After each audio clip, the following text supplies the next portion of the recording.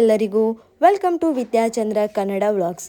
ನಮ್ಮ ಬ್ಯುಸಿ ಲೈಫಲ್ಲಿ ಒಂದು ಬ್ರೇಕ್ ತಗೊಂಡು ನಮಗಾಗಿ ಮತ್ತು ನಮ್ಮವರಿಗಾಗಿ ಸ್ವಲ್ಪ ಟೈಮ್ ಕೊಟ್ಟಾಗ ಆಗುವ ಖುಷಿಯೇ ಬೇರೆ ಅಲ್ವಾ. ಅದರ ಜೊತೆ ಮೈಂಡ್ ಹಾಗೂ ಬಾಡಿ ಕೂಡ ತುಂಬ ರಿಲ್ಯಾಕ್ಸ್ ಆಗಿರುತ್ತೆ. ಇವತ್ತಿನ ಬ್ಯುಸಿ ದಿನವನ್ನು ಸ್ವಲ್ಪ ಬಿಡು ಮಾಡಿಕೊಂಡು ನಾವು ಫ್ರೆಂಡ್ಸ್ ಜೊತೆ ಒಂದು ಬ್ಯೂಟಿಫುಲ್ ಆ್ಯಂಡ್ ಮೆಮೊರೇಬಲ್ ಡೇ ಆಗಿ ಮಾಡಲು ಹೊರಟದ್ದು ಒಂದು ಸುಂದರ ತಾಣಕ್ಕೆ. ದಾರಿ ಮಧ್ಯೆ ಸ್ವಲ್ಪ ಬ್ರೇಕ್ಫಾಸ್ಟಿಗೆ ಬ್ರೇಕ್ ತಗೊಂಡು ಅಲ್ಲಿಂದ ನಾವು ಹೊರಟದ್ದು ನಮ್ಮ ಡೆಸ್ಟಿನೇಷನಿಗೆ. ಅದುವೇ king of kings island in Brahmavar. Actually ಎಲ್ಲರೂ ಬಸ್ಸಲ್ಲಿ ಹೋಗೋ ಪ್ಲ್ಯಾನ್ ಇತ್ತು, ಆದರೆ ನನ್ನ ಜೊತೆ ಪಾಪು ಇದ್ಲು. ಸೊ ಬಸ್ಸಲ್ಲಿ ಈ ಮ್ಯೂಸಿಕ್ ಸೌಂಡಿಗೆ ಏನಾದರೂ ಭಯ ಪಡ್ತಲ್ಲ ಅಂದ್ಕೊಂಡು ಹಾಗೂ ಫೀಡಿಂಗು ಕಂಫರ್ಟೇಬಲ್ ಆಗಿರುತ್ತೆ ಅಂತ ಹೇಳಿ ನಾವು ಕಾರ್ನ ಚೂಸ್ ಮಾಡಿದ್ವಿ. ಬಸ್ ಆಲ್ರೆಡಿ ರೀಚ್ ಆಗಿ ಅವರೆಲ್ಲ ನಮಗೋಸ್ಕರ ವೇಟ್ ಮಾಡ್ತಾ ಇದ್ರು. 5 ಮಿನಿಟ್ಸಲ್ಲಿ ನಾವು ಕೂಡ ರೀಚ್ ಆದ್ವಿ. ಬೋಟ್ ಕೂಡ ರೆಡಿ ಇತ್ತು, ಸೊ ನಾವು ಕೂಡ ಹೋದ್ವಿ. ನಾವೊಂದು 20-25 ಜನ ಇದ್ವಿ. ಸೊ ಬೋಟಲ್ಲಿ ನಾವು ಆ ಪ್ಲೇಸಿಗೆ ಟ್ರಾವೆಲ್ ಮಾಡಬೇಕಿತ್ತು. ಅದೊಂದು 5 ಮಿನಿಟ್ಸ್ ಜರ್ನಿ ಆಗಿತ್ತು. ಬೋಟಲ್ಲಿ ಹೋಗಬೇಕಾದ್ರೆ ಸುತ್ತ ನೀರು ನೋಡಿ ಏನೋ ಒಂಥರ ಖುಷಿ. ದಿನವಿಡೀ ಆ ಟ್ರಾಫಿಕ್ ಮಧ್ಯೆ ಆ ಸೌಂಡ್ ಬ್ಯುಸಿ ಲೈಫಲ್ಲಿ ಈ ಥರ ಸುತ್ತಮುತ್ತ ನೀರಿಂದಲೇ ಕವರ್ ಆಗಿರೋದನ್ನು ನೋಡುವಾಗ ಆ ಶಬ್ದಕ್ಕೆ ಮನಸ್ಸಲ್ಲೇನೋ ಆನಂದ. ಅದಲ್ಲದೆ ನಮಗೆ ಅದರಲ್ಲಿ ಎಲ್ಲರೂ ಪರಿಚಯ ಇರಲಿಲ್ಲ. ಪರಿಚಯ ಇಲ್ಲದವರನ್ನು ಪರಿಚಯ ಮಾಡಿಕೊಂಡು ಪರಿಚಯ ಇದ್ದವರ ಜೊತೆ ಮಾತನಾಡುತ್ತಾ ನಾವು ಪ್ಲೇಸ್ ಯಾವಾಗ ರೀಚ್ ಆಗುತ್ತೆ ಅಂತ ಆ ನೀರಿನ ತುದಿಯಲ್ಲೇ ಎದುರು ನೋಡ್ತಾ ಇದ್ವಿ.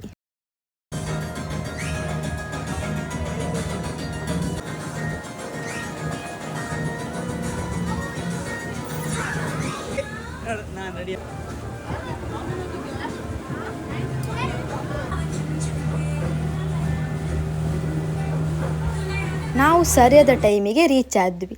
ನಮಗೆ ಬೋಟಿನಿಂದ ಆ ಪ್ಲೇಸನ್ನು ನೋಡ್ತಾ ಇರಬೇಕಾದ್ರೆ ಏನೋ ತುಂಬ ಅಟ್ರಾಕ್ಟಿವ್ ಆಗಿ ಕಾಣಿಸ್ತಿತ್ತು. ಸುತ್ತ ನೀರು ಮಧ್ಯ ಮಾತ್ರ ಆ ಪ್ರದೇಶ ಇದ್ದ ಹಾಗೆ ಕಾಣಿಸ್ತಾ ಇತ್ತು. ಅದಲ್ಲದೆ ಆ ಒಳಗಡೆ ಫುಲ್ಲು ತೆಂಗಿನ ಮರದಿಂದ ಮತ್ತು ಮರಳಿನಿಂದ ಕೂಡಿತ್ತು. ಅಷ್ಟಲ್ಲದೆ ಆ ಗೇಮ್ ಸೆಟಪ್ ಕೂಡ ಆ ತೆಂಗಿನ ಮರಕ್ಕೆ ಕಟ್ಟಿ ಹಾಕಿತ್ತು. ಅಲ್ಲಿ ಎಕ್ಸ್ಟ್ರಾ ಆಗಿ ಯಾವ ಕಂಬನೂ ಹಾಕಿರಲಿಲ್ಲ. ಹಾಗೆ ತುಂಬ ನೋಡಲಿಕ್ಕೆ ಚೆನ್ನಾಗಿ ಕಾಣಿಸ್ತಾ ಇತ್ತು. ನಾವಲ್ಲಿ ರೀಚ್ ಆದ ಕೂಡಲೇ ನಮ್ಮನ್ನು ವಾರ್ಮ್ ವೆಲ್ಕಮ್ ಮಾಡಿಕೊಂಡು ಸ್ವಲ್ಪ ರಿಫ್ರೆಶ್ಮೆಂಟ್ ಕೊಟ್ಟು ಹಾಗೆ ಸ್ವಲ್ಪ ಹೊತ್ತು ಮಾತನಾಡಿಸಿ ಸಮ್ ರೂಲ್ಸ್ ಆ್ಯಂಡ್ ರೆಗ್ಯುಲೇಷನ್ನ ಹೇಳ್ಕೊಡ್ತಿದ್ರು. ಆಮೇಲೆ ನಾವು ರೆಡಿಯಾಗಿ ಹೋದು ಕ್ರಿಕೆಟ್ ಆಡಲಿಕ್ಕೆ. ನಿಮಗೂ ಗೊತ್ತಲ್ಲ, ಈ ಹುಡುಗರಿಗೆ ಬ್ಯಾಟ್ ಕಂಡ್ರೆ ಸಾಕು, ಅದೇನೋ ಕ್ರೇಜು. ಸೊ ಸ್ವಲ್ಪ ಹೊತ್ತು ಕ್ರಿಕೆಟ್ ಆಡಿ ಸುತ್ತಮುತ್ತ ಒಂದು ರೌಂಡ್ ಬಂದೆ. ಆ್ಯಕ್ಚುಲಿ ಅಲ್ಲಿ ತುಂಬ ಗೇಮ್ ಇತ್ತು. ಬಾಸ್ಕೆಟ್ಬಾಲ್, ವಾಲಿಬಾಲ್, ಲಗೋರಿ, ಆಮೇಲೆ ಜೋಕಾಲಿ, ಆಮೇಲೆ ನೆಟ್ಟಲ್ಲಿ ಅಂತೂ ತುಂಬ ವೆರೈಟಿ ಆಫ್ ಗೇಮ್ನ ಹಾಕಿದ್ರು. ಸೊ ಒಂದೊಂದಾಗಿ ಆಡೋಣ ಅಂತ ನಾನು ಸೀದಾ ಹೋದು ಜೋಕಾಲಿಗೆ. ತುಂಬ ದಿನ ಆಗಿತ್ತು ಈ ಜೋಕಾಲಲ್ಲಿ ಆಡೋದೆ. ಸಣ್ಣದಿರುವಾಗ ಅಮ್ಮ ಮರಕ್ಕೆ ಕಟ್ಟಿ ಕೊಡ್ತಾ ಇದ್ರು, ಅದರಲ್ಲಿ ಆಡ್ತಾ ಇದ್ದ ನೆನಪು. ಈಗ ಇಲ್ಲಿ ನೋಡಿ ಒಂಥರ ಖುಷಿಯಾಯಿತು. ಅಲ್ಲಿಂದ ಸೀದಾ ನಾನು ಹೋದು ಇನ್ನೊಂದು ಜೋಕಾಲಿಗೆ. ಅದು ಫುಲ್ ನೆಟ್ಟಿಂದ ಕವರ್ ಆಗಿತ್ತು. ಅದು ಫುಲ್ ಮಲಗಲಿಕ್ಕೂ ಆಗ್ತಾ ಇತ್ತು. ಅದರಲ್ಲೊಂದು 5 ನಿಮಿಷ ಹಾಗೇ ತೂಗಿಕೊಂಡು ಮಲಗಿದರೆ ನಿದ್ದೆ ಬರೋದಂತೂ ಗ್ಯಾರಂಟಿ. ಫುಲ್ ಆಕಾಶ ನೋಡಿಕೊಂಡು ಹಾಗೆ ಮಲಗಿ ಬಿಡ್ಬೋದು. ಆಮೇಲೆ ಕ್ರಿಕೆಟ್ ಆಡೋಣ ಅಂತ ಹೋದೆ. ಅದರಲ್ಲಿ ಯಾರೂ ಇರಲಿಲ್ಲ, ಬಾಲ್ ಹಾಕ್ಲಿಕ್ಕೂ ಯಾರೂ ಇರಲಿಲ್ಲ. ಸೊ ಸುಮ್ಮನೆ ನಾನು ಬಾಲ್ ಬಂದಾಗ ಹೇಗೆ ಬ್ಯಾಟಲ್ಲಿ ಹೊಡಿತೀನಿ ಅಂತ ತೋರಿಸಿ ವಿನ್ನಿಂಗ್ ಮೂಮೆಂಟ್ 6 ಹೊಡೆದೆ ಅಂತ ಹೇಳುವಾಗಿ ಫೀಲ್ ಮಾಡಿದೆ. ಆಮೇಲೆ ಇದೇನೋ ಒಂದು ಬಸ್ ಥರ, ಮಕ್ಕಳಿಗಂತೂ ಬೆಸ್ಟ್ ಅಂದ್ಕೊಳ್ತೀನಿ. ಡ್ರೈವರ್, 4 ಜನ ಸೀಟರ್, ಚೆನ್ನಾಗಿತ್ತು. ಅಲ್ಲಿಂದ ಮುಂದೆ ಹೋದ್ದು ಇನ್ನೊಂದು ಗೇಮಿಗೆ. ಇದೊಂಥರ ಜೋಕಾಲಿಯೇ, ಅರೆ ನಾವು ಹೋಗಬೇಕು ಅಂದರೆ ಅದಾಗೆ ಹೋಗೋದಿಲ್ಲ, ನಾವೇ ಮುಂದೆ ಮುಂದೆ ಕಾಲಲ್ಲಿ ಹೋಗ್ತಾ ಇರಬೇಕು. ನೋಡುವಾಗ ತುಂಬ ಈಸಿ ಅನಿಸಿತು, ಆದರೆ ಬ್ಯಾಲೆನ್ಸಿಂಗ್ ಮಾಡ್ತಾ ಹೋಗಬೇಕಾದ್ರೆ ಫುಲ್ ಹೆವಿ ಅನಿಸ್ತು. ನಮ್ಮ ಮೈಂಡಿಗೂ ಕಾಲಿಗೂ ಎಲ್ಲ ಕಂಟ್ರೋಲ್ ಇಟ್ಕೊಂಡು ಮಾಡಬೇಕು. ಇನ್ನೊಂದಿತ್ತು, ಅದು ಕೂಡ ಹಾಗೆ ಸ್ಟೆಪ್ ವೈಸ್ ಥರ ಇತ್ತು. ಅದು ಸ್ವಲ್ಪ ಕಷ್ಟ ಆಯಿತು, ಹೋಗಬೇಕಾದ್ರೆ ತಗ್ತಾ ಇತ್ತು. ಸೊ ಎಲ್ಲ ಹಿಡ್ಕೊಂಡು ನೋಡಿಕೊಂಡು ಕೇರ್ಫುಲ್ಲಾಗಿ ಹೋಗಬೇಕು. ಹಾಗೆ ಬಾಸ್ಕೆಟ್ಬಾಲ್ ಹಾಕೋಣ ಅಂತ ಹೋದೆ. ಫಸ್ಟ್ ಟೈಮ್ ಬಿತ್ತು ಅಂದ್ಕೊಂಡ್ರೆ, ಫಸ್ಟ್ ಟೈಮ್ ಅಲ್ಲ, 2-3 ಸತಿ ಟ್ರೈ ಮಾಡಿದ ಮೇಲೆ ಬಿದ್ದದ್ದು. ಆದರೂ ಫಸ್ಟ್ ಟೈಮ್ ಬಾಲ್ ಬಿದ್ದಾಗೆ ಫೀಲ್ ಮಾಡಿದೆ. ಆಮೇಲೆ ಇನ್ನೊಂದು ನೆಟ್, 2 ಸೈಡ್ ತೆಂಗಿನ ಮರಕ್ಕೆ ಕಟ್ಟಿ ನೆಟ್ಟನ್ನು ಸ್ಕೈಗೆ ಹೋಗುವ ಹಾಗೆ ಏನೋ ಮೇಲೆ ಸ್ಕೈಗೆ ರೀಚ್ ಆಗೋ ಫೀಲ್ ಆಯಿತು. ಆದರೆ ಸ್ವಲ್ಪ ಕಾಲು ನೋವಿದ್ದರಿಂದ ಆ ನೆಟ್ ನನಗೇನೋ ಒತ್ತುತ್ತಿತ್ತು. ಸೊ ಅರ್ಧದಿಂದ ನಾನು ಇಳಿದು ಬಂದೆ. ಇದೆಲ್ಲ ಆದಮೇಲೆ ಸೀದಾ ನೀರಿನ ಹತ್ರ ಹೋದೆ. ಅಲ್ಲಿ ಬೋಟಿಂಗ್ ನಾನು ಬಾ ಬಾ ಅಂತ ಕರಿತಿತ್ತು. ಸೊ ನಾನು ಒಂದು ರೌಂಡ್ ಬಂದೆ, ಹೇಗೂ ಪಾಪು ಮಲಗಿದ್ಲಲ್ಲ, ಒಂದು ಸಿಂಪಲಾಗಿ ಒಂದು ರೌಂಡ್ ಹೋಗೋಣ ಅಂತ. ಆಮೇಲೆ ನಾನು ನೀರಿಗೆ ಇಳಿಲಿಕ್ಕೆ ಹೋಗಲಿಲ್ಲ, ಅಲ್ಲೆಲ್ಲ ವಾಲಿಬಾಲ್ ಈಜಾಡ್ತಾಯಿದ್ರು ಟ್ಯೂಬಲ್ಲೆಲ್ಲ. ಬಟ್ ನಾನು ಹೋಗಿಲ್ಲ. ರೀಸನ್ ಏನಂದರೆ ಪಾಪು ಇದ್ಲಲ್ಲ, ಸೊ ಅದು ಬೇರೆ, ಅದು ಉಪ್ಪು ನೀರು, ಅದು ಮೈಯಲ್ಲೆಲ್ಲ ಉಪ್ಪು ಆಗ್ತಿತ್ತಾ. ಇನ್ನು ಪಾಪು ಎದ್ದು ಅವಳನ್ನು ನನ್ನ ಹಿಡ್ಕೊಂಡು ಬಾಯಿಗೆ ಹಾಕಿದರೆ ಬೇಡ, ಇದರ ಸವಾಸನೆ ಬೇಡ ಅಂತ ನಾನು ಸೈಡಲ್ಲಿ ನಿಂತು ಅವ್ರು ನೋಡ್ತಾ ಇದ್ದೆ. ಹಾಗೆ ಇದು ಇನ್ನೊಂದು ಜೋಕಲ್ಲಿ ಏನೋ ಒಂಥರ ಡಿಫ್ರೆಂಟ್ ಆಗಿದೆ, ಅದು ನನಗಿಷ್ಟ ಆಗಲ್ಲ, ತಿಂದದೆಲ್ಲ ಬಾಯಲ್ಲಿ ಬರ್ಬೋದಂತ ಸುಮ್ಮನೆ ನೋಡ್ತಾನೆ ಆನಂದ ಪಟ್ಟೆ. ಈ ಫ್ರೆಂಡ್ಸ್ ಜೊತೆ ಟ್ರಿಪ್ ಅಂದರೆ ಫನ್ನಿಯಾಗಿ ಏನಾದರೂ ಇರಲೇಬೇಕಲ್ಲ, ಸೊ ಫನ್ನಿಗೆ ಮಾಡೋಣ ಅಂತ ಫಸ್ಟಿಗೆ ಹೋದು ಮ್ಯೂಸಿಕಲ್ ಚೇರ್. ತುಂಬ ಫನ್ನಿಯಾಗಿತ್ತು. ಓ, ನಾನು ಕಾಣಿಸ್ತಿಲ್ಲ ಅಂತನಾ ನಾನು ಸೈಡಲ್ಲಿ ಮ್ಯೂಸಿಕ್ ಆನ್ ಆಫ್ ಮಾಡ್ತಾ ಇದ್ದೆ, ಯಾರಾದರೂ ಒಬ್ಬರು ಬೇಕಲ್ವಾ. ಹಾಗೆ ನೋಡ್ತಾ ನಾನಂತೂ ತುಂಬ ಎಂಜಾಯ್ ಮಾಡಿದೆ. ಅಲ್ಲಿ ಆಡಿದವರು ಇನ್ನೂ ಎಂಜಾಯ್ ಮಾಡಿದರು.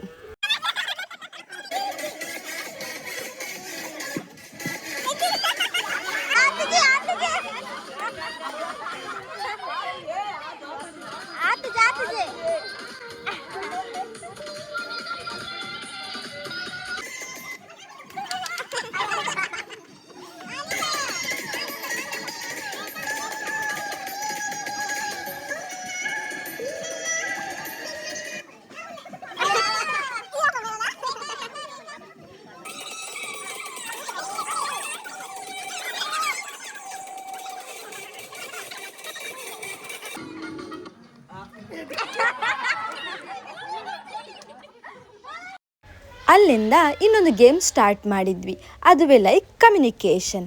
ಆದರೆ ಬಾಯಲ್ಲಿ ಅಲ್ಲ, ಆ್ಯಕ್ಷನಲ್ಲಿ. ಒಬ್ಬರು ಮಾಡೋದನ್ನು ಇನ್ನೊಬ್ಬರಿಗೆ ತೋರಿಸ್ತಾ, ಅವ್ರು ಇನ್ನೊಬ್ಬರಿಗೆ ತೋರಿಸ್ತಾ ಮಾಡಬೇಕು. ಒಂಥರ ಚೆನ್ನಾಗಿದೆ. ನಾನು ಸೇಫರ್ ಸೈಡ್ ಅಂತ ನಾನು ಫಸ್ಟಿಗೆ ಮಾಡಿ ತೋರಿಸಿದೆ. ಉಳಿದವರು ಒಬ್ರಿಗೊಬ್ರು ಪಾಸ್ ಮಾಡ್ತಾ ಹೋದರು. ಲಾಸ್ಟಿಗೆ ಬರುತ್ತೆ ಅಲ್ಲ, ಅದೇ ಫನ್ನಿ. ಆ ಲಾಸ್ಟಿಗೂ ಬೇಕು ಅಂತಿಲ್ಲ, ಮಿಡ್ಲಲ್ಲಿ ಒಬ್ಬೊಬ್ಬರು ಮಾಡ್ತಾರಲ್ಲ, ವಾವ್.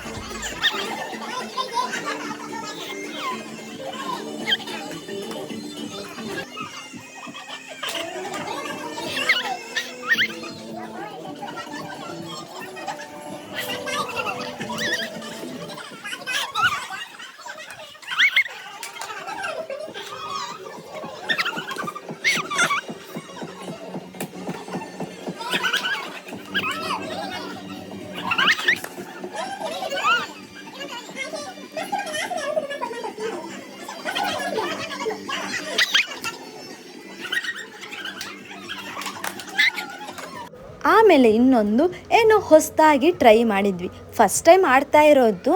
ಇದೊಂಥರ ಚೆನ್ನಾಗಿತ್ತು. ಒಂದು ಪರ್ಸನ್ನು ಇನ್ನೊಬ್ಬನಿಗೆ ಬಾಲ್ ಹಾಕಬೇಕು.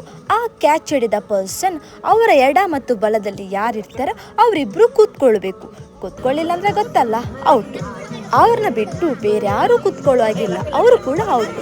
ಇದು ಸ್ವಲ್ಪ ಚೆನ್ನಾಗಿತ್ತು. ನಾವು ಮೈಂಡ್ ಕೂಡ ಓಡಿಸ್ತಾ ಇರಬೇಕು, ತುಂಬ ಅಬ್ಸರ್ವ್ ಮಾಡ್ತಾ ಇರಬೇಕು. ನಾನು ಪಾಪುನ ಹಿಡ್ಕೊಂಡು ಸೈಡಲ್ಲಿ ನಿಂತೆ. ಅವರನ್ನು ನೋಡ್ತಾ ಇರಬೇಕಾದ್ರೆ ಪಾಪ ಎಲ್ಲರಿಗೆ ಕಾಲು ನೋವೇ ಬಂದುಬಿಡ್ತು. ಆದರೂ ಬಿಡಿ, ಏನೋ ಒಂದು ಒಳ್ಳೆ ಎಕ್ಸಸೈಸ್. ಇದೆಲ್ಲ ಮಾಡಿ ಒಂದು ರೀಲ್ಸ್ ಮಾಡೋದಿದ್ರೆ ಕಂಪ್ಲೀಟ್ ಅನಿಸುತ್ತಾ, ಅದನ್ನೂ ಟ್ರೈ ಮಾಡಿದ್ವಿ.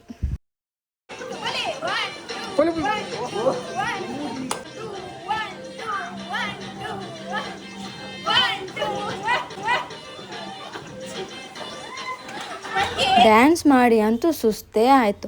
ಅಷ್ಟರಲ್ಲಿ ಈವ್ನಿಂಗ್ ಸ್ನ್ಯಾಕ್ಸ್ ಟೈಮ್. ಅದನ್ನ ಸ್ವಲ್ಪ ಹೊತ್ತು ರೆಸ್ಟ್ ತಗೊಂಡು ನಿಧಾನವಾಗಿ ಸ್ನ್ಯಾಕ್ ತಿಂದ್ವಿ. ಅಷ್ಟರಲ್ಲಿ ಸ್ವಲ್ಪ ಹೊತ್ತು ವಾಟರ್ ಗೇಮ್ ಹತ್ರ ಹೋದ್ವಿ. ಅಲ್ಲೆಲ್ಲ ವಾಲಿಬಾಲ್ ಆಟ ಆಡ್ತಾಯಿದ್ರು. ನಾನು ದೂರದಿಂದ ನೋಡಿ ಖುಷಿ ಪಡ್ತಿದ್ದೆ. ಅಷ್ಟರಲ್ಲಿ ರೈನ್ ಡ್ಯಾನ್ಸಿಗೆ ಕೂಡ ರೆಡಿ ಮಾಡ್ತಾಯಿದ್ರು. ಇನ್ನು ಅಷ್ಟರಲ್ಲಿ ಟೈಮ್ ಕೂಡ ಆಗಿತ್ತು. ಸೊ ಎಲ್ಲರೂ ರೈನ್ ಡ್ಯಾನ್ಸ್ ಮಾಡಲಿಕ್ಕೆ ವೆಯ್ಟ್ ಮಾಡ್ತಾಯಿದ್ರು. ನಾನಂತೂ ರೈನ್ ಡ್ಯಾನ್ಸ್ ಮಾಡೋದಿಲ್ಲ, ಸುಮ್ಮನೆ ಯಾಕೆ ಇರೋದು, ಇನ್ನು ಲೇಟ್ ಆಗ್ಬೋದು ಅಂತ ನಾನು ಫ್ರೆಶ್ ಅಪ್ ಆಗೋಣ ಅಂತ ಹೋದೆ. ನಾನು ಫ್ರೆಶ್ ಅಪ್ ಆಗಿ ಪಾಪುನು ಕೂಡ ರೆಡಿ ಮಾಡುವಾಗ ಟೈಮ್ ಅಂತೂ ಸರಿ ಆಗುತ್ತೆ ಅಂದ್ಕೊಂಡು ನಾನು ಫಸ್ಟ್ ಅಲ್ಲಿ ಹೋದೆ. ಅಷ್ಟರಲ್ಲಿ ಇಲ್ಲಿ ರೈನ್ ಡ್ಯಾನ್ಸ್ ಕೂಡ ಸ್ಟಾರ್ಟ್ ಆಗಿತ್ತು. ಅವರೆಲ್ಲ ಡ್ಯಾನ್ಸ್ ಮಾಡ್ತಾಯಿದ್ರು. ನಾನು ಪಾಪು ಅವ್ರನ್ನೇ ನೋಡ್ತಾ ನಿಂತ್ವಿ. ಇದು ಆ್ಯಕ್ಚುಲಿ ಲಾಸ್ಟ್ ಪಾರ್ಟ್ ಆಗಿತ್ತು. ಇದಾದಮೇಲೆ ಬ್ಯಾಗ್ ಪ್ಯಾಕ್ ಮಾಡಿಕೊಂಡು ಹೊರಡೋದೇ ಆಗಿತ್ತು. ಸ್ವಲ್ಪ ಹೊತ್ತು ಅವ್ರನ್ನೇ ನೋಡ್ತಾ ನಿಂತ್ವಿ. ಅಷ್ಟೊತ್ತಿಗೆ ಗ್ರೂಪ್ ಪಿಕ್ ಕೂಡ ಕರೆದ್ರು. ಸೊ ಹೋದ್ವಿ. ಸನ್ಸೆಟ್ ಆಗುವ ಟೈಮ್ ಆಯಿತು. ನಾವು ಕೂಡ ನಮ್ಮ ಮನೆಗೆ ಹೊರಡುವ ಟೈಮ್ ಆಯಿತು. ಸೊ ಆ್ಯಕ್ಚುಲಿ ಸನ್ಸೆಟ್ ಆಗಬೇಕಾದ್ರೆ ಅಲ್ಲಿ ಸೂರ್ಯನ ಕಿರಣ ಇದೆಯಲ್ಲ ಅದು ನೀರಿನ ಮೇಲೆ ಬಿದ್ದು ತುಂಬ ಕಲರ್ಫುಲ್ಲಾಗಿ ಶೈನಿಂಗ್ ಆಗಿ ಕಾಣಿಸ್ತಾ ಇತ್ತು. ನಾನು ಆಲ್ರೆಡಿ ರೆಡಿಯಾಗಿದ್ದೆ ಅಲ್ಲ, ನಾನು ಆ ವ್ಯೂಸ್ನ ನೋಡ್ತಾ ನಿಂತೆ. ಉಳಿದವರೆಲ್ಲ ರೆಡಿ ಆಗಲಿಕ್ಕೆ ಹೊರಟಿದ್ರು. ಸೊ ಅಷ್ಟೊತ್ತಿಗೆ ಬೋಟಿಗೆ ಕೂಡ ವೇಟ್ ಮಾಡ್ತಾ ಇತ್ತು. ಅದು ಸ್ವಲ್ಪ ಟೈಮ್ ತಗೊಳ್ತು. ಆಮೇಲೆ ಬೋಟು ಬಂತು. ನಾವೆಲ್ಲ ಬ್ಯಾಗ್ನ ಹಿಡ್ಕೊಂಡು ಹೊರಟ್ವಿ. ಅಲ್ಲಿಂದ ಎಲ್ಲರಿಗೆ ಟಾಟಾ ಬಾಯ್ ಬಾಯ್ ಹೇಳಿ ನಾವು ಬೋಟ್ನಲ್ಲಿ ಸೀದಾ ನಮ್ಮ ಕಡೆ ಹೊರಟ್ವಿ. ಫೇಸಲ್ಲಿ ತುಂಬ ಟಯರ್ಡ್ನೆಸ್ ಇದ್ದರೂ ಮನಸ್ಸಲ್ಲಿ ತುಂಬ ಹ್ಯಾಪಿನೆಸ್. ಹೀಗೆ latter fun and beautiful memory ಜೊತೆಗೆ ನಮ್ಮ ಲವ್ಲಿ ಪಿಕ್ನಿಕ್ ಕೂಡ ಮುಗಿಯಿತು. ಇದನ್ನು ಸಿಂಪಲ್ ಔಟಿಂಗ್ ಆಗಿರಲಿಲ್ಲ, ಮನಸ್ಸಿಗೆ ಪೀಸ್ ಕೊಟ್ಟ ಒಂದು ಬ್ಯೂಟಿಫುಲ್ ಮೆಮೊರಿ ಆಗಿತ್ತು. ಕೊನೆಯಲ್ಲಿ ಟಯರ್ಡ್ ಆದರೂ ಹಾರ್ಟ್ ಮಾತ್ರ ಫುಲ್ ಹ್ಯಾಪಿಯಾಗಿತ್ತು. ಕೆಲವು ಟೈಮ್ ಎಷ್ಟು ಸ್ಪೆಷಲ್ ಆಗಿರುತ್ತೆ ಅಂದರೆ ಮುಗಿದ ಮೇಲೂ ಮನಸ್ಸಲ್ಲಿ ಹಾಗೇ ಉಳಿದು ಬಿಡುತ್ತೆ. ಆದರೆ ಆ ಮೆಮೊರಿ ಮತ್ತು ಸ್ಮೈಲ್ ಆ್ಯಂಡ್ ಹ್ಯಾಪಿ ಮೂಮೆಂಟ್ ಮಾತ್ರ ಸದಾ ಹಾರ್ಟ್ನಲ್ಲೇ ಇರುತ್ತೆ.